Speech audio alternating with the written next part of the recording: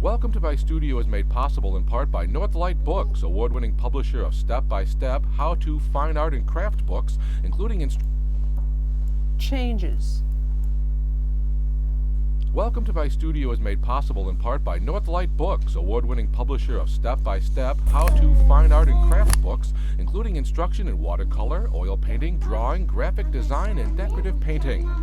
By a grant from Art Instruction Associates of Sarasota, Florida, in memory of Helen Van Wyck. And by Design Books International Incorporated of Sarasota, Florida, publishers of books on art instruction, crafts, and graphic art.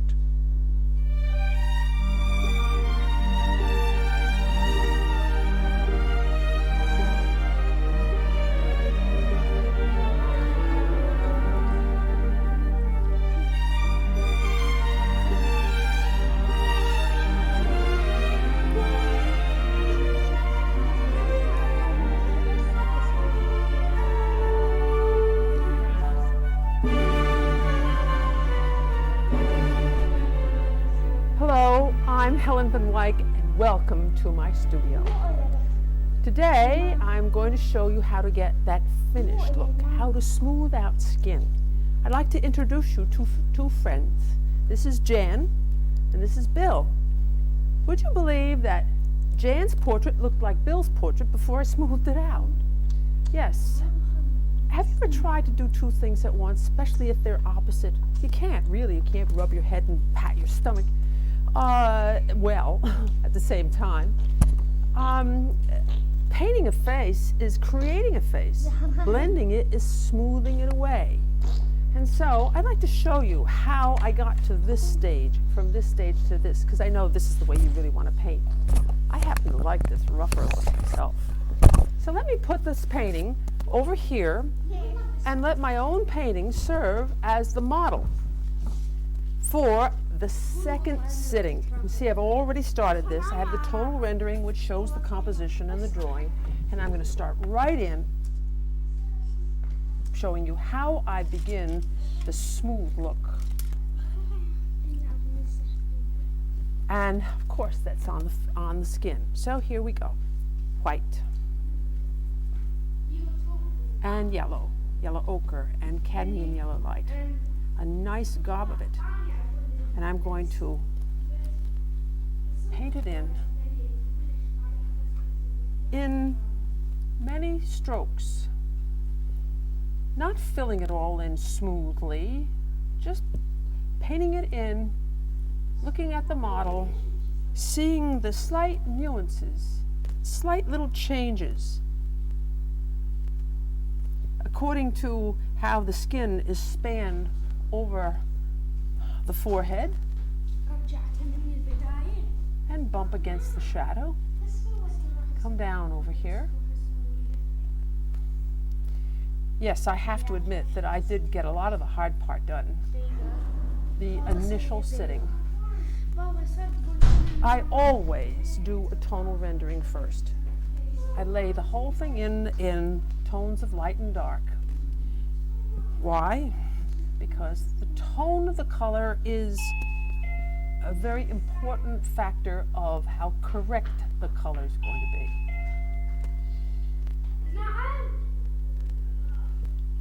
And the more variation I make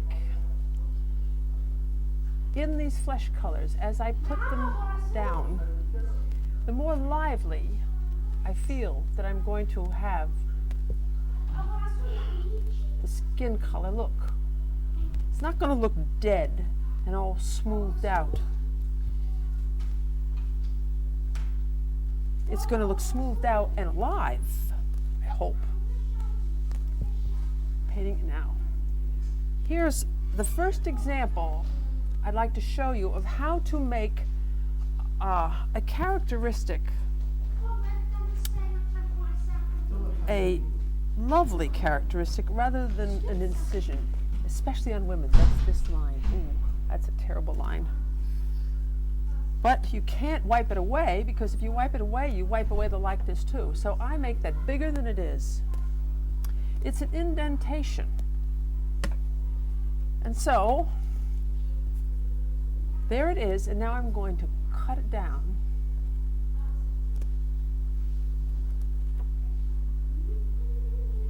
So it's just a subtle little change. And here, the nostril can come in front of it.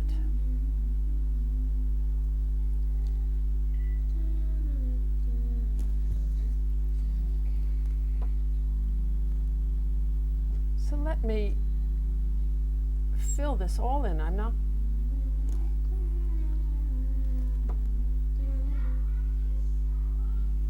Oh, she has a wonderful face.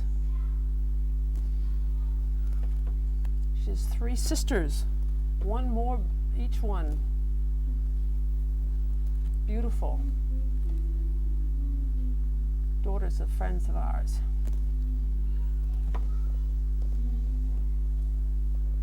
Look how lively that flesh color looks.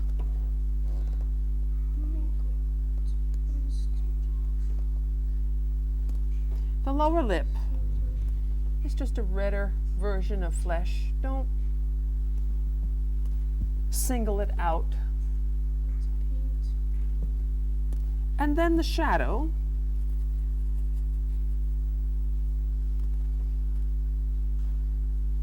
Has to be painted in, noticing all the little nuances in the character. Oh yeah, see, she's got the beginning of worry in her face.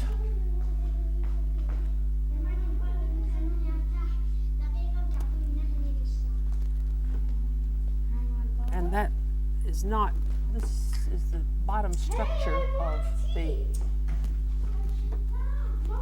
eye socket.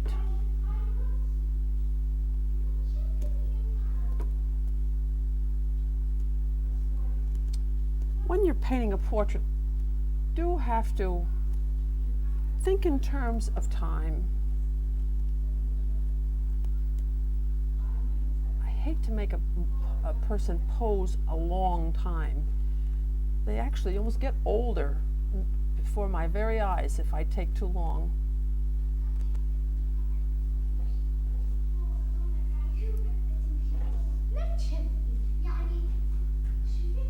Now, let me show you this very important technique.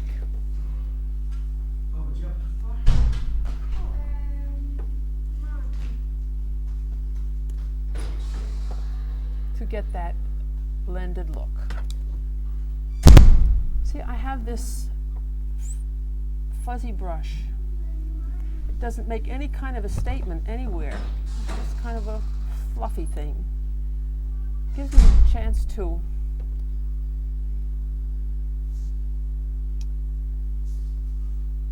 fluff it all out, model it. But surely I couldn't do this without having the modeling brush move the paint that's already paint. We try to blend it into an appearance.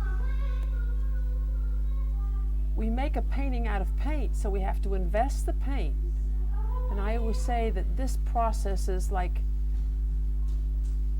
reaping the dividends of a good paint investment.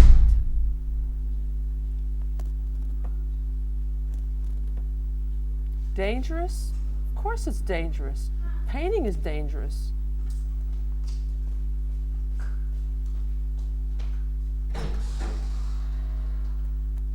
You're liable to ruin it. But what have you got to lose? You can always do it again. You're losing time? Well, time well spent.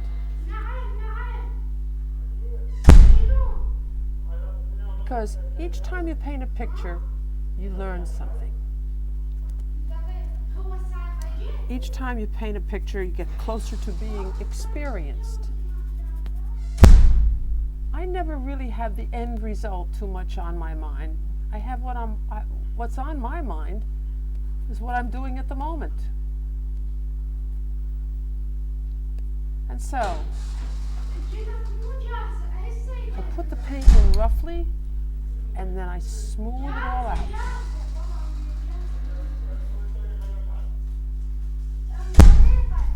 Make it.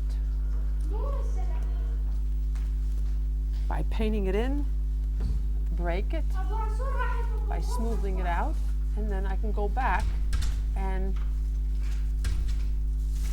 focus in on it again. But let me step back before I do that. Yes, during the time that you weren't watching me, I did lay in roughly where her hair is. Now I have to blend that with her face too. See how sharp it is around here. But to blend a drastically different color to this very light color, I couldn't really use that fluffy brush because it would just, well, it would just mess it up. So I have to do it with a little different technique. And I do it by having a brush of this type, and I make tiny little teeth. Tiny little teeth marks.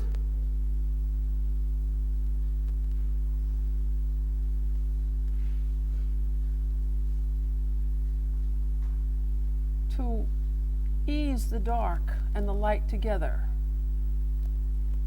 One half of the brush is always on the light side and one half of the brush is always on the dark side, stopping it from muddying the two.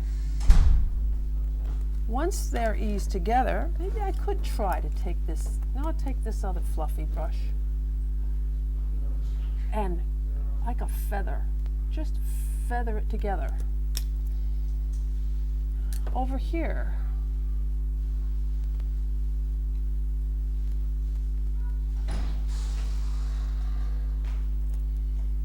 and on all these features. Being a little bit more, now that I have it all blended in, you can see that I can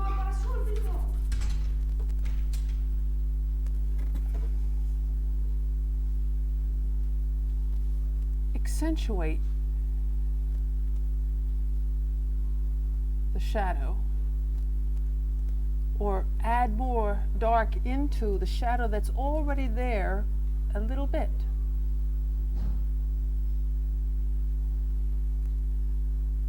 You can't put the real dark and the real light,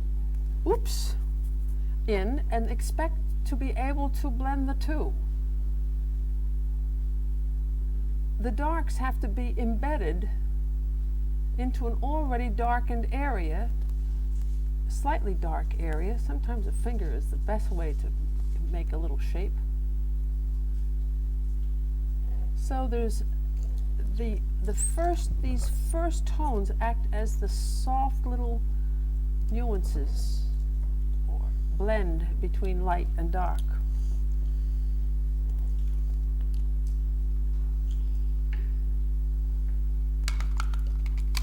It's the beauty of oil paint. This is all juicy and wet. You can move it. Move it around. Move it together. Here's a perfect place to use that little wiggle stroke that I call poopsie-doo. Across and then down.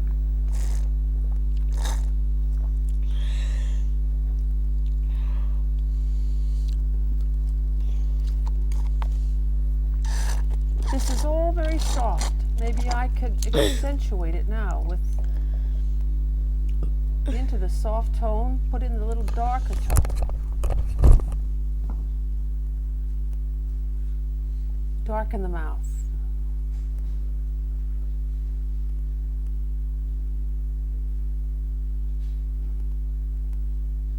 All these darks don't become incisions because they are being embedded into a sympathetic, soft tone.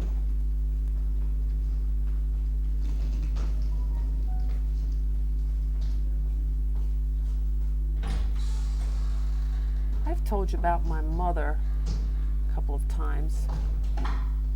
After a while, she said, "Helen, I'm just not going to pose for your portrait classes anymore." I said, "Why not, Mother? You're such a good model." She says, "Because they make me look so funny." I said, "Oh." She says, "But the awful part about it is that they all look like me." funny versions of me. So we do try to make the paint as lovely. See how that, same way I did that. I put it in big and cut it down. I had that in big and I cut it down.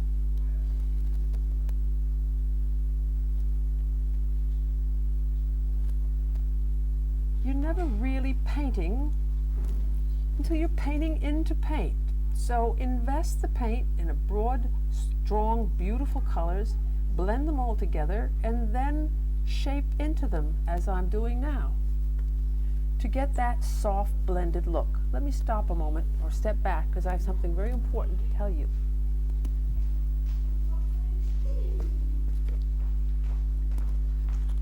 The glow of a woman's face is because of the shine. And oops, and I want to point out the highlights on Willie. See here, all these lights, this highlight on his forehead and this light here and the light on the end of his nose and these lights, they were all added on top of the basic flesh. And I'm going to add the same highlights on this basic flesh. But instead of leaving them as boldly set down on Willie, I'm going to put them down and then blend them in. So the painting blending goes at each stage, not just at the beginning. I painted the flesh in, I blended it, then I worked in, shaped it a little bit. Now I'm going to paint in the highlight tones just as boldly. Plop, ooh, lighter. And then here too, to make that shape. And coming down her nose, and right here to lift the expression up a little bit. Right in this concave. We're back to the concavities and convexities in line with the light. And here on the little poof, the poofy part over that wraps around her teeth, this little indentation here and the lump on her chin. Trying to make the shape. And now again.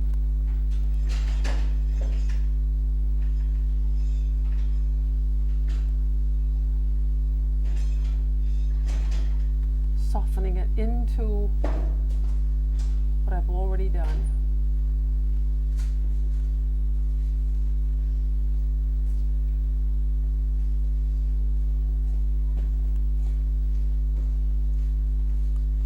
Baba, tell me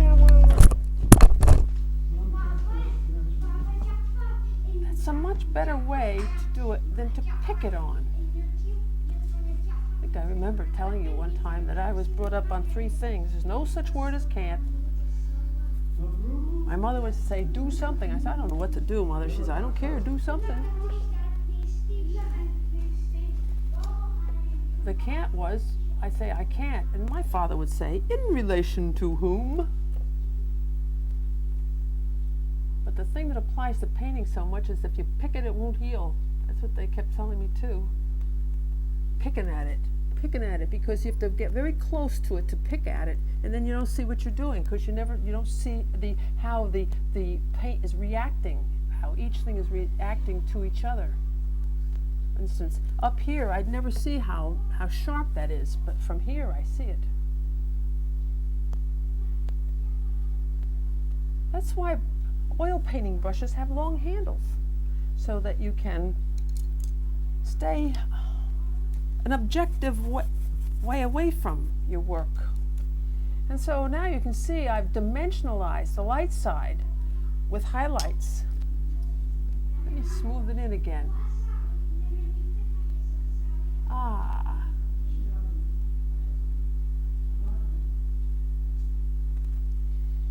Then I would put in the darker tones.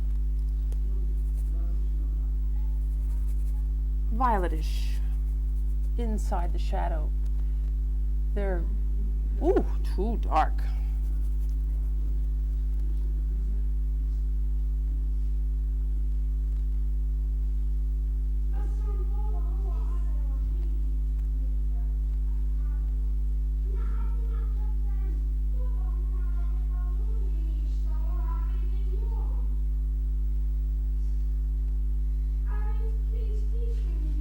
real dark shapes in.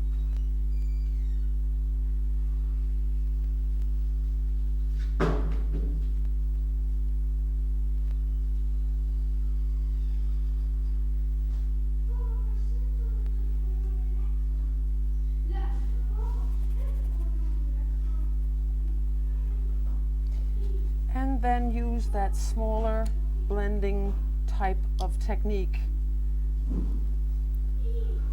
the one of the little bit of a wiggle.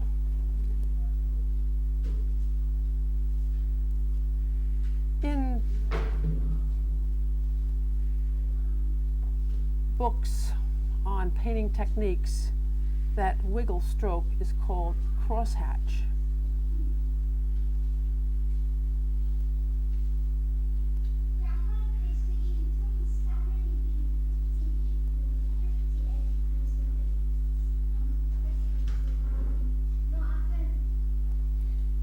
Whenever something bothers me, best thing to do if it bothers you to get rid of it.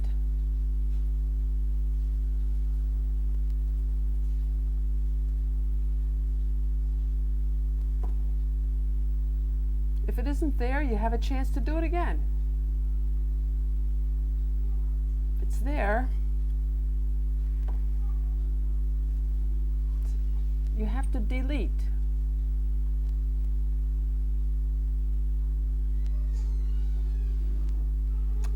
That's why they put erasers on pencils. You have to use your brush as an eraser as well as one that makes a statement. So as I said, I didn't like that way. I can always now maybe put it in better.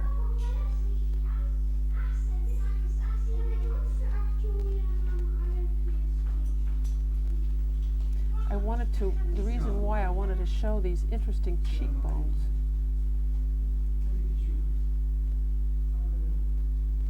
and then line up the jawbone with a little bit more symmetry.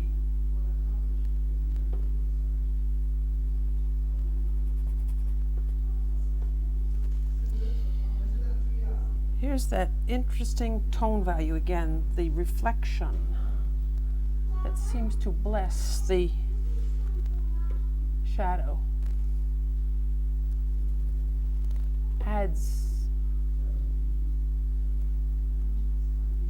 Should be done as an overall tone value. An understanding of it.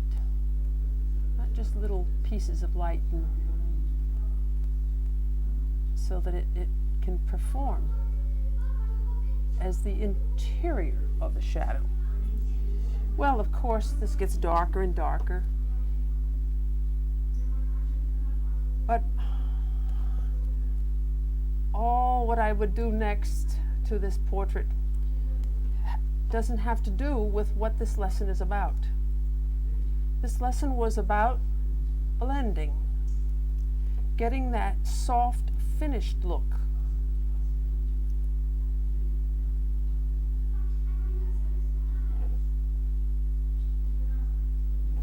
Which is the look of the beautiful, homogeneous solidity of the entire face. That it looks like the paint has assumed the attitude of the human instead of looking just like paint.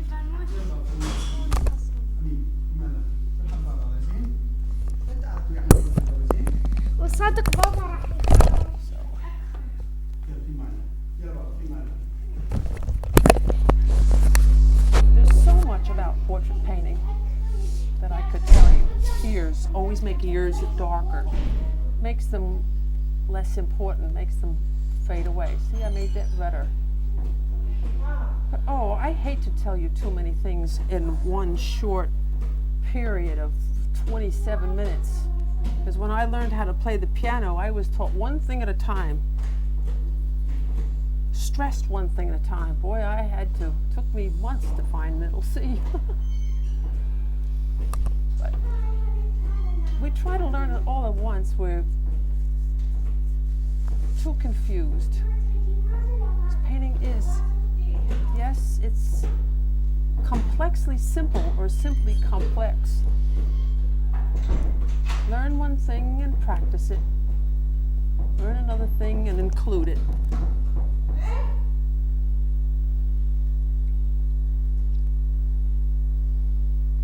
You can never deny